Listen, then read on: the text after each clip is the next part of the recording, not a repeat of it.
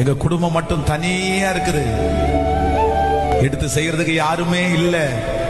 எடுத்து செய்யறதுக்கு யாருமே இல்ல. எனக்கு ரொம்ப பயமா இருக்கு. எனக்கு ரொம்ப பயமா இருக்குது.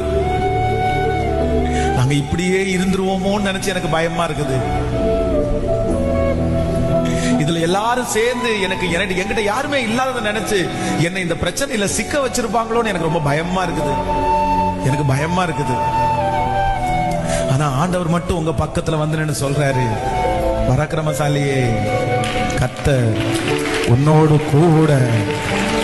பராக்கிரமசாலியே, பராக்கிரமசாலியே, கர்த்தர் உங்களை பார்த்துதான் சொல்றாரு. கர்த்தர் உங்களோடு கூட இருக்கிறார்.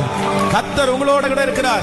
அப்பாவை விட பெரியவர் உங்களோட இருக்கிறார். கணவனாரை விட பெரியவர் உங்களோட இருக்கிறார்.